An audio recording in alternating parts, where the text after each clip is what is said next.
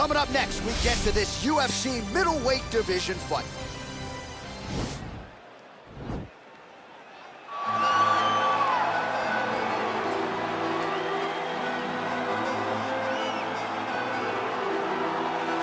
All right, so here he is, one of the better boxers in this division. Certainly has a well-rounded MMA skill set, but it's hard to lead the walk with anything other than the hands, which might be the best in this division. Especially when you look at some of the highlights, right? You look at him landing that jab, and it's almost picture perfect. The jab lifts the head, the right hand follows, and guys are going to sleep. Yeah. I would love to be considered a boxer if I had the skills that this young man possesses. Be happy, because you've spent a lifetime developing it, and now it puts you on the cusp of UFC superstar. He looks as comfortable throwing a jab as I do, like folding a slice of pizza in half, you know?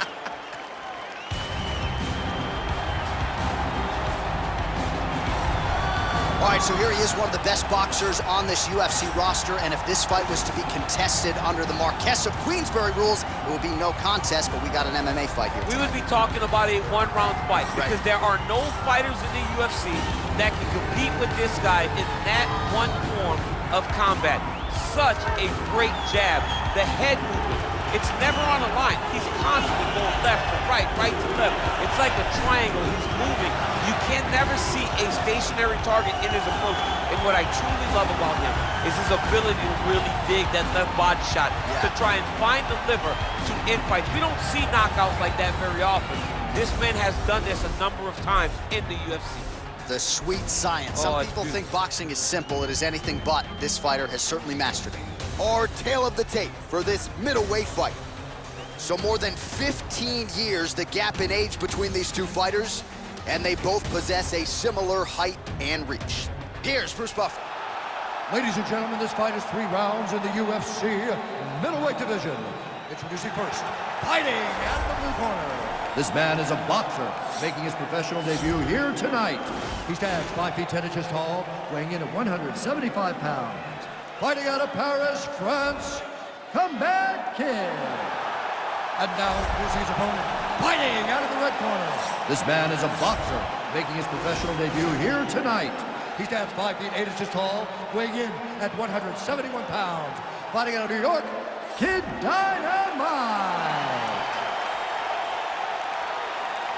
And when the action begins, our referee in charge, Herb Dean. Herb Dean, our third man in the octagon for this one. Ready.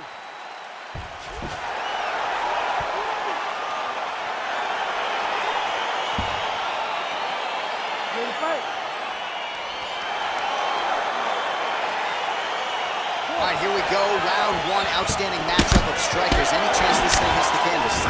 I don't believe so. I think when you have 2 high-level strikers like you have in these two men, they're going to go to the center of the octagon, and it's going to be a kickboxing match. A kickboxing match that you would see. Whoa!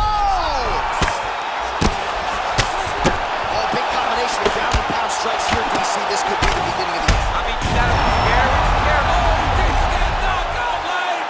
He tasted the knockout life. He got him. Yeah, we're just getting going, and now the fight's over, but excellent striking technique to land that shot and ultimately finish the fight here in the first.